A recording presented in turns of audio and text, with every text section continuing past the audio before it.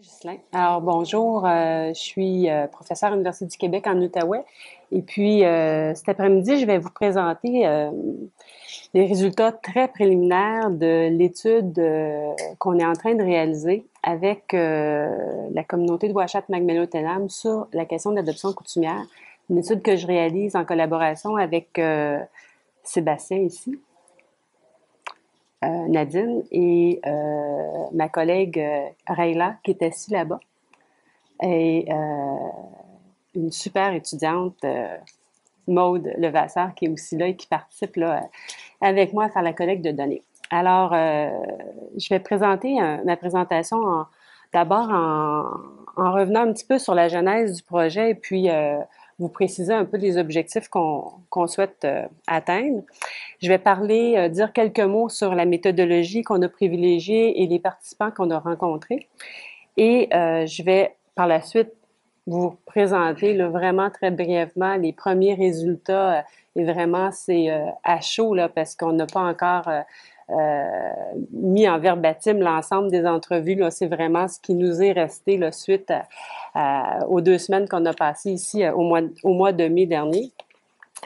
Et je vais conclure en mettant en lumière peut-être un premier, peut-être un peu tôt de pouvoir même affirmer ça, mais il semble sortir un premier constat. Là. Peut-être qu'on va réviser ça au cours des prochains mois, mais on était un peu quand on se connecte avec des choses nouvelles, on se dit bon, c'est intéressant, on va le dire, puis bon, en espérant que ça tienne la route, mais en étant très humble sur le fait que peut-être que bon, c'est une impression qu'on a, et même puis en plus, ce que je voudrais dire, c'est que l'ensemble des résultats que je vais présenter, elles ont été analysées beaucoup en petits vases clos, parce que vous imaginez qu'on n'a pas eu beaucoup de temps pour réfléchir aux impressions qu'on a eues, et on a fait ça beaucoup entre Maude qui est ici et Rayla.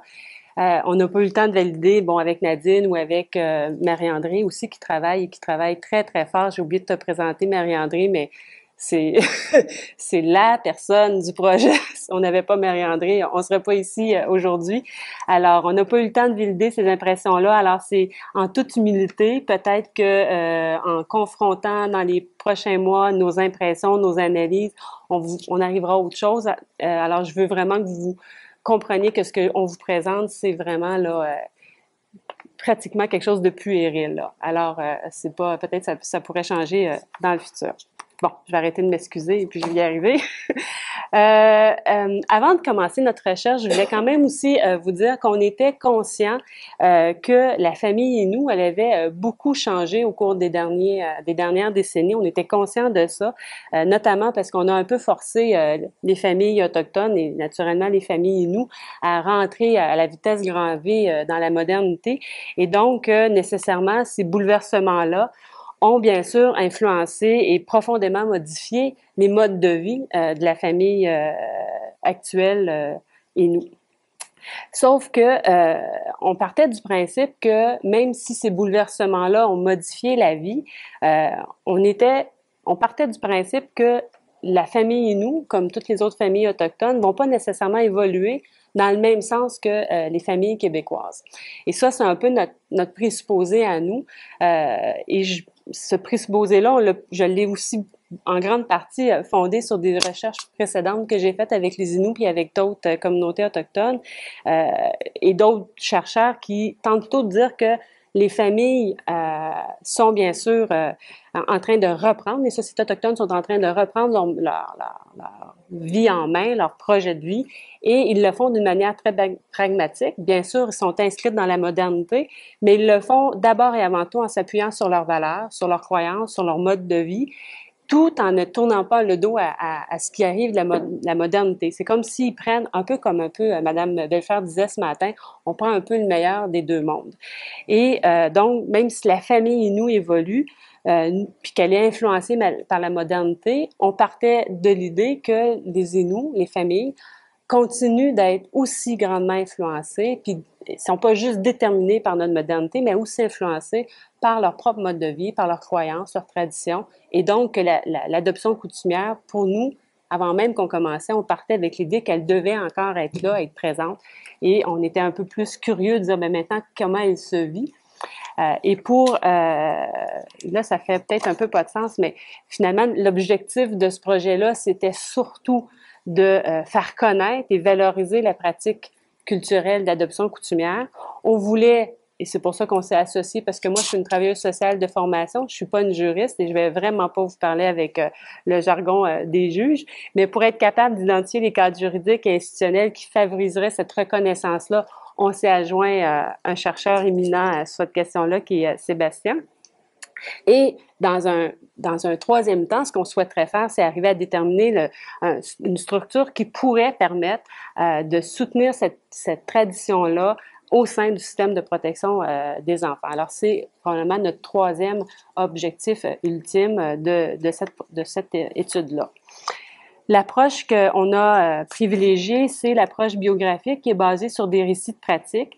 En fait, c'est pour moi, parce que c'est aussi une méthode que j'ai développée à travers mes études de doctorat, mais pour moi, ça me semblait la méthode pour une allochtone, parce que je suis pas une Innu et je suis pas vraiment pas autochtone, ça me semblait être celle qui était la plus facile pour avoir le moins de biais ethnocentriques possible, dans la mesure où, quand on rencontre les personnes, elles ont toute l'attitude quant au contenu qu'elles souhaitent partager avec nous et elles ont le privilège de pouvoir revisiter le récit qui est écrit et de modifier comme elles le souhaitent le contenu qu'elles souhaitent partager avec les chercheurs. Donc, de façon concrète, je pose 3 grandes questions. C'est toujours, même si le schéma d'entrevue, il existe, on pose pas nécessairement les mêmes questions systématiquement à toutes les personnes qu'on rencontre parce qu'on laisse vraiment la parole à la personne qui est devant nous. Et pour s'assurer une certaine cohérence entre les différentes entrevues, on pose les 3 mêmes questions. Alors, on demande de façon générale de nous parler d'eux, de qui ils sont, de nous dire d'où ils viennent, donc un peu de leur passé, de leur histoire, et dans un troisième temps, de nous parler, dans ce cas-ci, de nous parler de l'adoption coutumière, soit comme adoptés, parce qu'on a rencontré des gens qui avaient vécu l'adoption en tant qu'adoptés, ou de nous parler de leur expérience en tant qu'adoptants. Nous avons, à l'heure actuelle, rencontré 12 participants. 6 ont été adoptés, 5 en tant qu'adoptantes et une personne qui avait été à la fois adoptée et adoptante. Et on s'est aussi rendu compte que 3 de ces personnes-là avaient également donné en adoption. Et ça, on a découvert qu'on avait comme je dirais pas une catégorie parce que j'aime pas les mots catégorie là, mais on n'a pas pensé que ça pouvait, on n'avait pas prévu, alors que c'est une vérité de la palisse là, mais c'est sûr que ça peut exister. Alors ça aussi, on en a tenu compte. Parmi les 12 participants, il y avait un homme et 11 femmes. Est-ce qu'on doit tirer des conclusions? C'est sûr qu'on a rencontré seulement 12 personnes, mais c'est vrai que la pratique d'adoption, ça reste souvent une pratique qui touche les femmes peut-être plus que les hommes, mais il faudra réfléchir davantage. Est-ce qu'il y aurait une possibilité de rencontrer d'autres hommes? Je ne sais pas. Il y avait aussi 5 aînés et la moyenne d'âge des personnes qu'on a rencontrées avait 48 ans. Ça vous va? Bon, la première chose que je dois dire par rapport aux résultats qu'on a rencontrés, c'est que le mot adoption coutumière ne faisait aucun sens pour les personnes qu'on a rencontrées. À un tel point que nous, les Blancs, qui posent nos questions avec nos concepts très clairs dans notre tête, dans certaines situations, ça a créé des confusions à un point tel où les personnes nous disaient « mais de quoi tu nous parles? » Parce que adoption coutumière, qu'on lui mette l'adjectif coutumier ou traditionnel, ce qu'on entend ou ce qu'ils entendent, c'est adoption, et adoption égale quelque chose de légal. Pour eux, c'était clair qu'ils n'avaient pas adopté légalement leurs enfants ou leurs petits-enfants et ça faisait pas de résonance. Ceux qui nous suivaient, parce que des gens qui comprenaient ce qu'on voulait dire avec adoption coutumière, ils n'étaient quand même pas à l'aise avec cette idée-là. Et ce qu'on a finalement compris, c'est que les gens soit utilisaient des mots pour nous parler de leur expérience. Alors, soit ils utilisaient le mot je savais que j'allais le demander à Nadine, à Nukubaniem. Oui, c'est ce que Céline disait tantôt. Ou merci. Pardon, dis-le donc. Vas-y encore. c'est ça? Ouais. Neurobanyan, puis Neurobanyan, je crois. Oui. Alors, c'est comme ça qu'ils parlaient des enfants qui n'étaient pas leurs enfants biologiques, ou s'ils parlaient d'expression, ils parlaient de s'occuper d'eux ou de prendre soin d'eux. Et ce sont vraiment, on a dû s'ajuster en cours de route pour essayer de s'enlever cette idée-là d'adoption coutumière. Et je sais pas, Monsieur Otis, dans le futur, quelle portée aura cette prise de conscience, cette prise de conscience-là, mais on pourra pas utiliser concrètement le mot adoption coutumière. Et on n'a pas eu le temps de parler davantage. Je pense que dans le futur, ce serait bien d'avoir des rencontres avec les participants qui nous ont donné du temps pendant cette recherche-là pour peut-être, est-ce qu'on va garder ce mot-là? Est-ce qu'il y a quelque chose d'autre dans la langue inou qui a encore plus de signification puis qui pourrait être utilisé? Mais de toute évidence, au sein de la communauté, si on continue à nommer l'adoption coutumière, on risque de créer beaucoup plus de d'incompréhension et de tension que de bien finalement. Par ailleurs, alors maintenant, je vais parler de la pratique culturelle de prendre soin d'eux. Je vais déjà commencer à assumer cette responsabilité-là. On le sait, c'est une pratique qui, historiquement, pour les Autochtones, en tout cas du Québec et du Nord canadien, c'était une pratique qui s'inscrivait dans une structure familiale complexe qui permettait d'une certaine façon aux Autochtones de s'assurer un vaste réseau de connaissances apparentées au sein du territoire qui était gouverné par un devoir de partage et d'entraide et qui, à l'époque, était un moyen essentiel pour assurer leur survie sur le territoire. Ça, c'est ce qu'on a lu dans la littérature. Les gens allaient sur le territoire et l'adoption permettait parce qu'on se promenait sur les territoires, parce qu'on est une communauté, les communautés autochtones étaient semi-nomades comme un peu chez les Kanaks. Et en ayant l'adoption coutumière, on se permettait de créer des liens entre les clans, entre les familles, si bien que si on était sur le territoire pendant l'hiver et qu'on avait un pépin, ben on était presque certain de rencontrer un autre clan à un moment donné avec qui on avait établi des liens apparentés. C'était principalement un mode de survie sur le territoire. Alors, aujourd'hui, suite aux entrevues qu'on a fait avec les participants, on se rend compte que la pratique, elle n'a plus cette fonction-là d'assurer la survie sur le territoire, mais elle est toujours inscrite dans une structure familiale complexe. Et ça, je pourrais en parler plus tard parce que je me sens encore trop néophyte pour essayer de rendre compte de la complexité des familles autochtones et des familles inoues. Il y a un aspect là-dedans, on le comprend pas, mais on est confronté tout le temps quand on analyse les premières données, comment toutes les ramifications entre les familles, il y a une complexité qui, honnêtement, comme à l'automne, me dépasse. Alors, je veux pas rentrer là-dedans, mais ce qui ressort quand même, c'est que c'est encore toujours gouverné par un devoir d'entraide puis un devoir d'obligation envers les petits-enfants. C'est surtout les grands-parents, bien que l'adoption coutumière ne se vive pas nécessairement seulement par les grands-parents. Il reste que les grands-parents, il y a ici dans la communauté encore un devoir d'entraide et de prendre soin de nos petits-enfants et même de nos petits-petits, des enfants des petits-enfants. D'autre part, c'est une pratique qui est encore toujours informelle. Il semble pas y avoir de règles bien précises ou de modèles à l'heure actuelle. Peut-être que dans un an, je vais arriver à autre chose, mais il semble pas y avoir qu'une seule manière de faire de l'adoption coutumière au sein de la communauté Innu. Elle est aussi encore, elle est toujours pas plus confidentielle qu'elle était. Les enfants savent qui sont leurs parents, du moins leur mère. Peut-être qu'elles ne sont pas toujours au courant de qui est leur père, mais pour d'autres raisons qui n'ont rien à voir avec le fait d'avoir été adoptés d'une manière coutumière. Souvent, les enfants vivent sur la même rue. Donc, c'est une façon pour les enfants de maintenir des liens très significatifs avec leurs parents biologiques. Et les enfants, en fait, ces liens-là, ces contacts-là, ils sont toujours encouragés par les parents d'origine, les biologiques ou les parents qui ont je vais dire adopté entre parenthèses, là, parce qu'il ne me vient pas d'autres mots cet après-midi. Mais ils sont rarement imposés. On n'impose pas aux enfants de maintenir des liens avec leurs parents d'origine. On les encourage, mais c'est rare qu'on impose à un enfant, ben là, c'est ton père, tu devrais aller le voir. On va lui suggérer de le faire, mais c'est rarement quelque chose d'imposé. En fait, On va même, dans certaines situations, inviter les enfants à l'âge de 9, 10, 11 ans, aller, dans certains cas, faire un tour, un court séjour ou un séjour plus ou moins long, le temps que l'enfant voudrait le faire, d'aller passer du temps chez sa famille d'origine biologique pour apprendre à les connaître. Et encore là, c'est pas quelque chose qui est imposé, mais c'est quelque chose qu'on encourage. Il y a beaucoup de, surtout les aînés qui nous ont parlé de ça.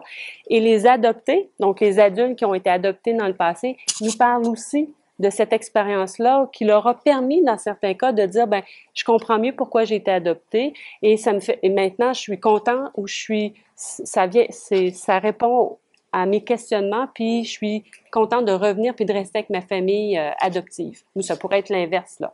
Mais c'est quelque chose qui est encouragé. Ce qui est aussi une chose qu'on a vue, c'est que finalement, l'adoption, elle peut être temporaire, elle peut être permanente, puis elle peut être même intermittente. Souvent, l'enfant va se promener, va revenir, va faire des courts séjours, tout dépendant de la situation, le besoin des parents d'origine biologique ou l'enfant lui-même. Une dernière chose qui est ressortie aussi, c'était qu'au cœur de cette pratique-là, on se préoccupe toujours, et je dirais d'abord et avant tout, de l'intérêt de l'enfant et du bien-être de l'enfant. Et je fais exprès de parler de l'intérêt de l'enfant parce que c'est un concept, comme vous avez vu avec Nadine, qui est un peu galvaudé par les Blancs, mais il y a vraiment cet intérêt-là. Et je l'avais déjà même entendu lors de mes premières entrevues ici, lors de mon doctorat. On se préoccupe d'abord de ce que l'enfant ressent. Et il y a une dame qui me racontait, un peu comme Mme Belflamme nous disait ce matin, elle est une aînée et son enfant, elle l'a laissé qui n'était pas quelqu'un de la parenté, qui était un individu dans la communauté, parce qu'elle partait sur le territoire, puis son bébé avait 4 mois. Elle l'a laissé là. Et puis quand elle est revenue, elle a repris son bébé, puis elle s'est rendue compte que le bébé, il n'était pas tellement heureux, qu'il était beaucoup plus heureux dans les bras de la mère qui s'en était occupée pendant tout l'hiver. Et la mère qui avait eu le bébé pendant tout l'hiver. Elle aussi, elle se manquait son bébé. Et c'est la raison pour laquelle elle a laissé son bébé avec la mère qui n'était pas la mère biologique finalement. Et c'est quelque chose qui se passait dans un certain temps, mais c'est encore quelque chose qui se passe comme ça aujourd'hui. On a une plus jeune qui a dit, puis là je la cite parce que je trouve ça intéressant, c'est plus ses mots à elle que les miens, qui dit jusqu'à temps où je me suis dit qu'elle serait peut-être mieux là-bas, en parlant de sa petite fille qui vit chez une mère adoptive, qu'à la maison chez moi. Je me suis repris en main, mais j'ai décidé de la laisser aller car elle est habituée à être là-bas. Elle sait que je suis sa mère et elle vient chez nous la fin de semaine pour voir ses frères et sœurs et il n'y a pas d'animosité. Alors, c'est quelque chose qui se pratiquait pour des raisons différentes. Puis aujourd'hui, c'est encore comme ça, malgré les décennies qui séparent ces deux histoires-là. Par ailleurs, souvent, ça, on est dans la perspective des personnes qui ont donné leurs enfants en adoption, mais les gens qui ont été adoptés, souvent nous ont dit avoir eu le sentiment qu'on avait respecté leur choix dans tout ce processus-là. Des fois, on a changé on a senti qu'on n'avait pas envie de s'en aller ailleurs, puis on a voulu rester avec notre parent adoptif, puis on nous a respecté là-dedans. Même les enfants maintenant adultes qui avaient été adoptés disent qu'on a souvent respecté leur choix quand ils étaient enfants, de où ils voulaient rester et habiter. Il y a une personne qui dit, mais quand mes deux parents se sont séparés ou se sont divorcés, ma mère, en fait, c'est sa mère biologique et son chum, comme j'étais habituée d'être là la semaine, elle vivait chez sa belle-mère ou une grand-mère, j'ai comme décidé, même si j'étais très jeune, que moi, je voulais rester là-bas et on a respecté mon choix. Alors, de part et d'autre, on a le sentiment que ce que l'enfant vit et ce qu'il souhaite pour lui-même, même s'il n'a pas 18 ans, parce que nous, au Québec, si on n'a pas 14 ans ou minimalement 14 ans, on n'a pas le droit de choisir, alors que eux, même s'ils sont tout petits, même un enfant qui venait de naître, là, qui a à peine 1 an, on sent que même s'il ne l'exprime pas, il l'exprime par des comportements, par des gestes, on va respecter cette décision-là. C'est sûr que l'expérience n'est pas toujours facile. Il y a des personnes qui ont été adoptées et qui, rendues adultes, ne comprennent pas toujours pourquoi ils ont été adoptés ou qu'ils sont conscients que pendant l'adolescence, ça a été peut-être un peu difficile, mais la majeure partie d'entre eux, rendus adultes, se rendent compte que c'était pour leur mieux et finalement finissent par faire la paix avec ce processus-là. Je ferai une conclusion en disant que finalement, la pratique de prendre soin des enfants chez les Inuits, c'est une pratique qui, finalement, s'inscrit toujours dans une structure familiale complexe comme à l'époque. Elle est encore gouvernée par un devoir d'entraide et de partage. Je dirais que les gens qui nous ont rencontrés nous disaient que d'une certaine façon, cette pratique-là, elle permettait de maintenir en vie cette valeur-là d'entraide, de solidarité au sein de la communauté, même si si elle s'était modifiée au cours des ans, elle avait encore cette fonction-là. Et elle permet aussi aux familles d'assurer un vaste réseau de connaissances apparentées, mais là, on le fait pour les enfants et non pour nous, pour assurer notre survie. On le fait pour que l'enfant puisse avoir un réseau large de connaissances et de liens d'attachement. Donc, en permettant différents types de filiation, une multitude de filiations, on permet de maintenir la filiation avec la famille d'origine, et donc la famille élargie, la famille d'origine, et la nouvelle famille avec la famille élargie. Ça crée comme un filet de sécurité autour de cet enfant-là, si bien que, ni plus ni moins, même si elle n'a plus la fonction d'assurer la survie sur le territoire, elle permet, selon nous, d'assurer la protection des enfants. Ça devient une façon différente de maintenir en vie une pratique qui existe depuis des millénaires, mais qui se transforme avec des ressemblances et des différences.